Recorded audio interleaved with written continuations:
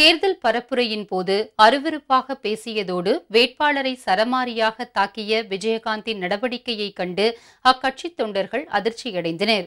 தருமபுரியில் இன்று நடைபெற்ற தேர்தல் பரப்புரையின் போது குடிபோதையில் வாய்க்கு வந்தபடி பேசிக் கொண்டிருந்த நடிகர் விஜயகாந்த் ஒரு கட்டத்தில் அருவருப்பாக பேசியதால் பெண்கள் முகம் சுளித்தனர்.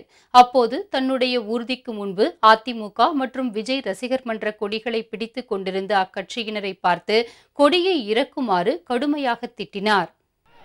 ஏன் அந்த கொடியா இருக்குப்பா, இந்த ஒரு நிமிஷம் அந்த கொடியா இருக்குப்பா. இதனைத் தொடர்ந்து பேசிய அவர் வேட்பாளரின் பெயரை பாண்டியன் என்று மாற்றி கூறினார். அப்போது ஊர்திக்குள் அமர்ந்திருந்த தர்மபுரி தேமுதிக வேட்பாளர் பாஸ்கர் இந்த தவறை சுட்டிக்காட்டியதோடு வாக்காளர்களை வணங்குவதற்காக மேலே எழுந்தார். இதனால் ஆத்திரமடைந்த விஜயகாந்த் அந்த வேட்பாளரை சரமாரியாக தாக்கினார். என்னுடைய வேட்பாளர் பாண்டியன் அவர்களுக்கும்